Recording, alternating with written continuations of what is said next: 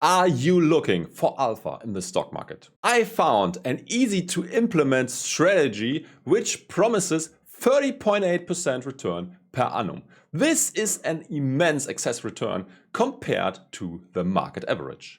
Investing 10,000 using this strategy today would return 146,000 in 10 years. After 20 years, your capital would already have grown to approximately $2.1 million. Investing for 30 years would mean ending up with $31.5 million.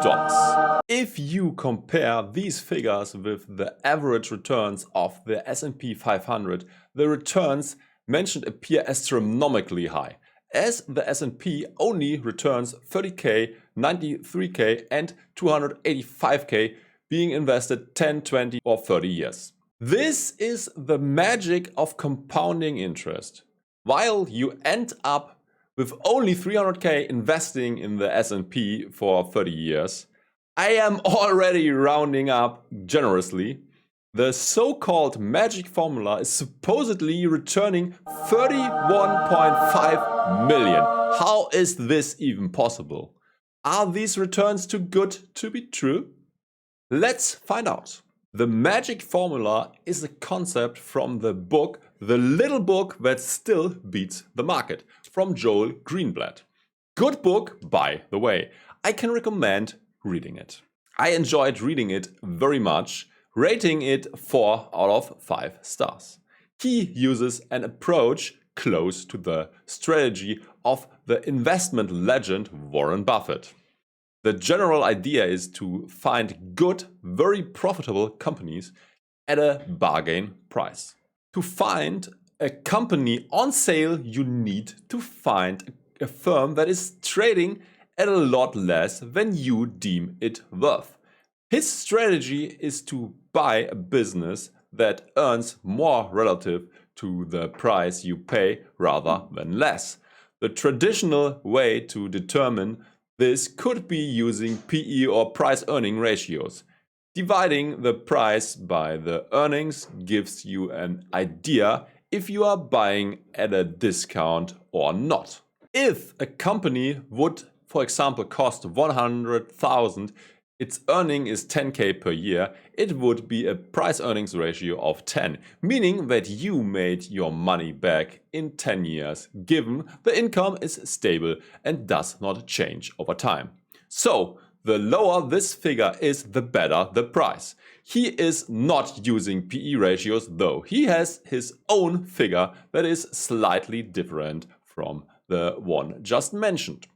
But let's not get ahead of ourselves. I will explain how it works in detail later. For now, we are just trying to get the concept behind the formula. Unfortunately, often bad businesses are traded at a bargain price. This is normal. We need to make sure that we don't get a bad apple.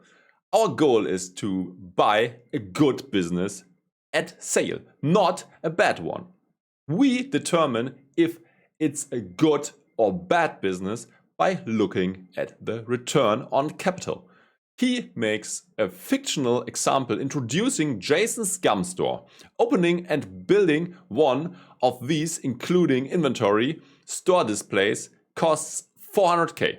Each of these stores earns 200k a year, meaning that the return on capital is 50%. This is a 50% return on the initial investment. This would be an excellent investment in terms of profitability.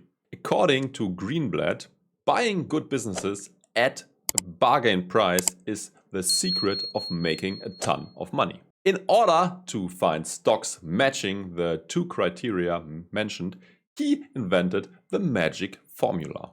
That's how he calls it. It's not a term I came up with. He tested his formula from 1988 to 2004, finding that his strategy would have returned the already mentioned 30.8% returns compared to only 12.4% in the S&P over the same time frame. The book is already a few years old, hence the outdated time series. Let's first look into how the magic formula exactly is designed, and afterwards we will discuss if this immense alpha is actually real or not. The magic formula ranks companies based on two factors. The return on capital and the investment yield can be measured in several ways. Joel Greenblatt chose to do it very unconventionally. In his book, he uses EBIT divided by net working capital and net fixed assets to calculate the return on capital. This mumble jumble means calculating the ratio of pre-tax operating earnings to tangible capital. This was used instead of the more common ratios return on equity or return on assets. He explains that EBIT was used as it's best suited to compare companies without the distortions of different tax rates and debt levels. He wants to use what he calls the actual earnings from operations to the cost of assets used to generate income. Tangible capital employed was used instead of the more commonly used total assets. By the way, we are talking about the denominator of the equation at the moment, because Greenblatt was trying to figure out the actual capital needed to conduct business. That's why some positions were excluded. For the earnings yield, the author uses the following formula. EBIT, again, the pre-tax operating expenses divided by the enterprise value, which should be calculated by market value of equity plus net interest-bearing debt. It seems a bit strange that this is used instead of the more common price-earnings ratio already introduced before. Enterprise value was used instead of the price of equity, which is share price multiplied by shares outstanding. According to Greenblatt, his formula takes into account the price paid and also the debt finance used. Greenblatt again uses pre-tax earnings to be able to compare companies with different levels of debt and different tax rates. Better that he uses pre-tax earnings excluding debt seems not without flaws, as first, leverage is a risk on its own, and second, paying less tax can be a competitive advantage and might show a firm that has optimized taxes way better than others. Anyways, these are the measures used to determine good companies at good valuations.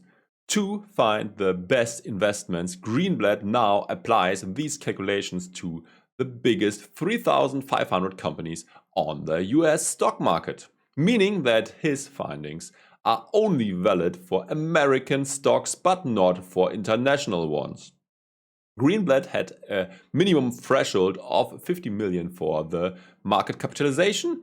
He also excludes financial and utility stocks on top of the international equities. After determining companies' earning yield and the return on capital, they need to be ranked. Numerical ranks are assigned based on each company's earnings yield and return on capital. Quote, a company that ranked 232nd best in return on capital and 153rd best in earnings yield would receive combined ranking of 385, 232 plus 153. Getting excellent rankings in both categories, though not the top ranked in either, would be better under this ranking system than being the top ranked in one category with only a pretty good ranking in the other. From here, Greenblatt recommends selecting the top 20 to 30 companies. After 1 year, rebalancing is due. This means ranking the stocks again based on the system described before and making adjustments to the portfolio according to the new results. Losers should be sold 1 week before the year mark and winners 1 week after the year mark. This is done to minimize taxes in the USA. This might not be optimal if you are in another country with a different tax system. Greenblatt suggests using his strategy with a long time horizon, at best for at least 5 years. The longer, the better. the results mentioned just sound too good to be true. My guess is that the returns mentioned are way too high and the application of such a simple strategy can never ever yield such a high excess return in the long run. Sorry to shatter your dreams and hopes. I will now present my assessment of the strategy. I can't imagine that the magic formula will continue to produce such good results. The 30.8% return are the numbers from the first edition of the book called The Little Book That Beats the Market. In the second edition of the book, Greenwood presents the statistics for 5 more years. Now the series runs from 1988 to 2009. According to my guess, the returns have already dropped significantly to 23.8%, adding only 5 additional years, which would still be considerable, but even this figure is probably way too high. My estimate for the long run is, if you analyze the strategy over 50 or more years, the yield will probably approach that of the market. I am still expecting a small excess return though. I would guess this should be 1 to 2% per annum, given that the correct benchmark is chosen. Those who know me know that I am a believer in the efficient market hypothesis, which states that all publicly available information is already priced in and therefore one cannot achieve an excess return based on good decisions other than by chance. That is why I am also a proponent of passive investing. That means buy and hold and not chasing alpha, but being satisfied with the market return while minimizing ongoing costs. Passive investing with a buy and hold strategy has proven again and again to be the more profitable strategy while also being more time efficient. I simply cannot imagine that such a simple strategy can outperform the market so enormously, especially when hundreds of thousands of people have read the book and the strategy is widely known and should have been exploited long ago to the point where no extra profits are possible anymore. I still expect a small excess return compared to the market. However, this is not due to the strategy, but due to smart, better investing. There are scientifically proven factors that can give your returns a boost. Factor investing is an investment approach that involves targeting quantifiably firm characteristics or factors that can explain differences in stock returns. A factor-based investment strategy involves tilting investment portfolios towards and away from specific factors in an attempt to generate long-term investment returns in excess of the benchmark.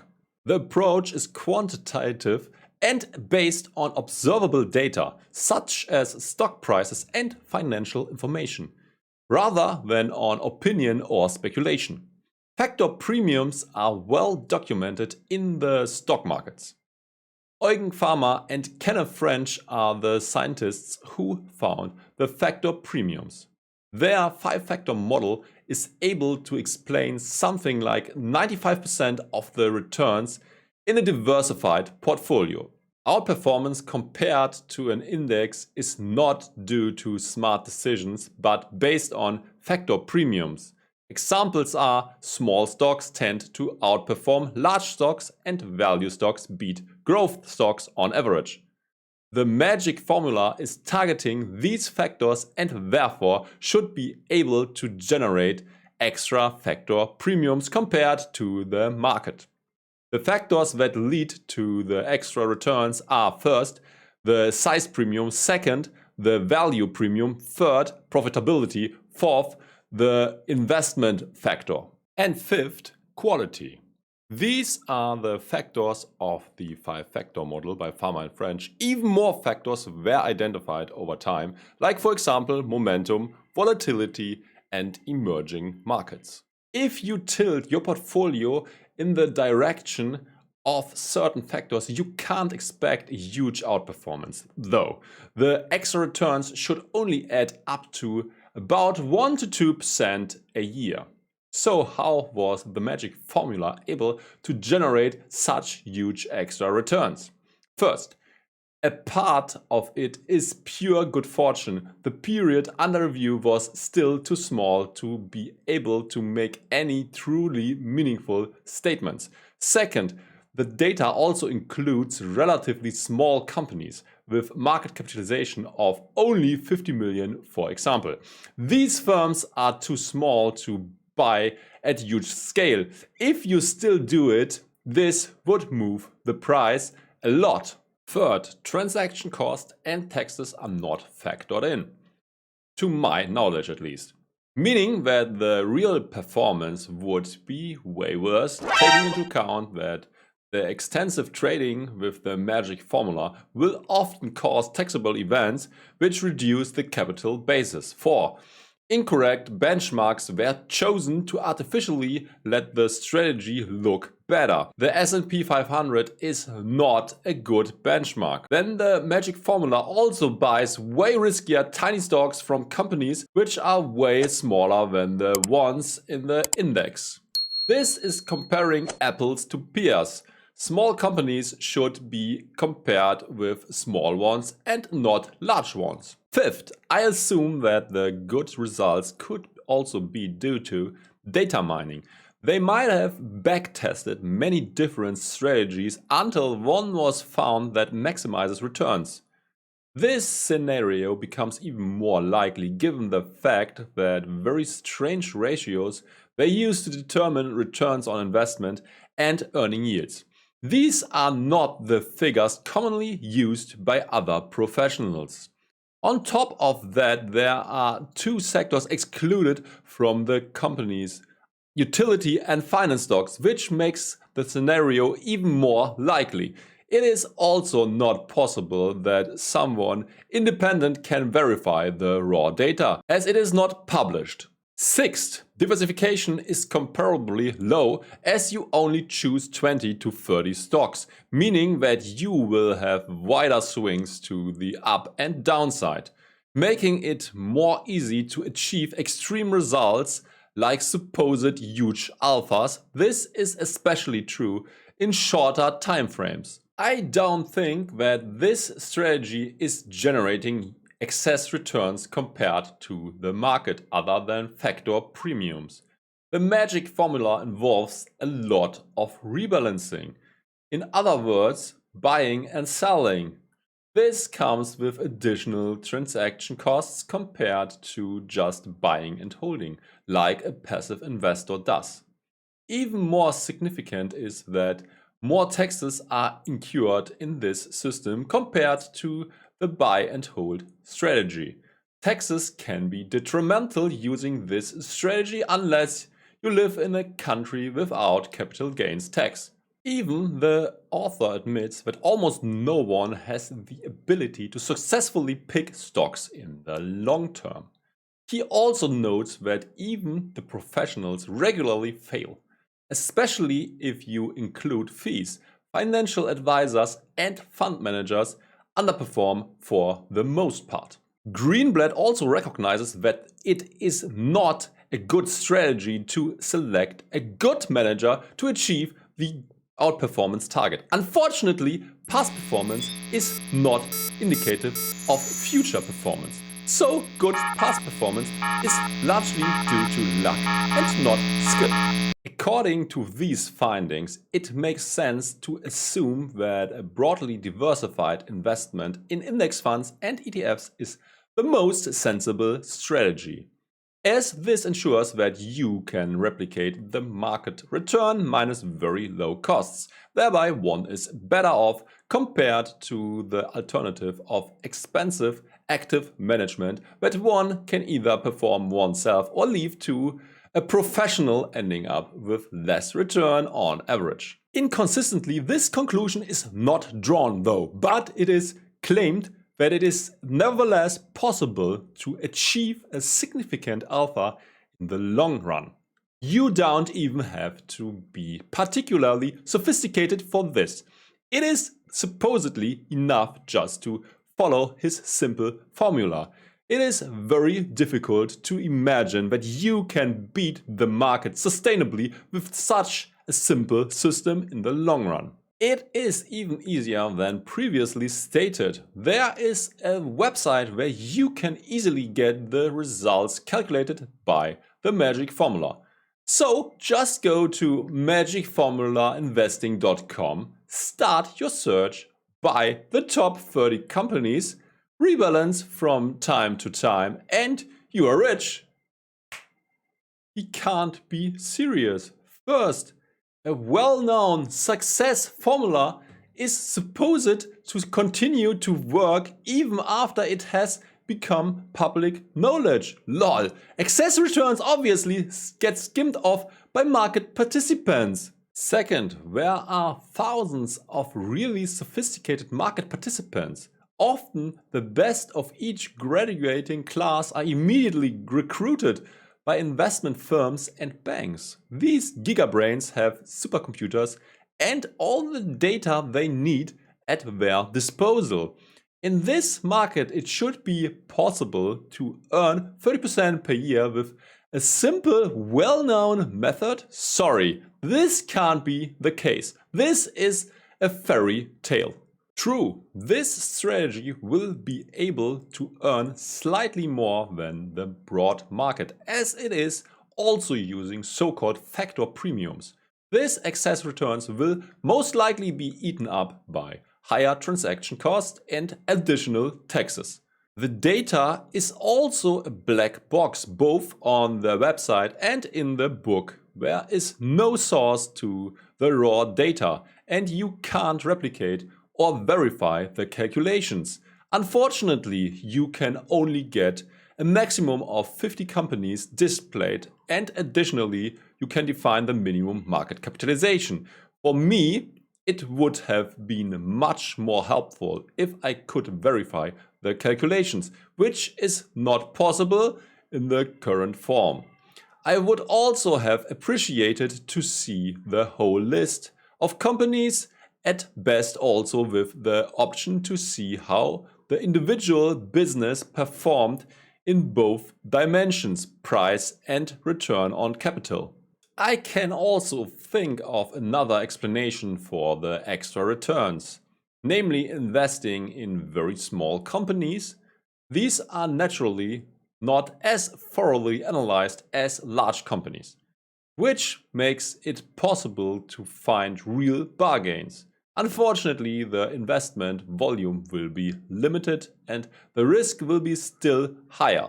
This is the reason why it's not worthwhile for fund managers who often manage billions to analyze very small companies, as the potential investment volume simply does not justify the effort. Unfortunately, there's probably no 30% return by just using the quite simple magic formula from a public website. Always be skeptical when you are promised such high returns. In the best case, it is just bullshit. In the worst case, it is fraud and scammers are trying to steal your funds. The author in this case probably has good intentions, but he still seems misguided. Assuming to generate a huge alpha by just using a simple formula just can't work in the long run. He should also be credited for the perhaps unintentional exploitation of very profitable factor premiums. Surprisingly, a number of studies have found merit in Greenblatt's magic investing formula in various markets around the world. Not just the US. In Nordic countries, Hong Kong, in China and the Brazilian market, Greenblatt's formula was tested. An outperformance was found in all of them. But keep in mind that the study time intervals usually were short most of the time, only about 10 years. Often it was also not clear whether the outperformance could be attributed to coincidence, as the excess returns were way lower been always advertised in the book.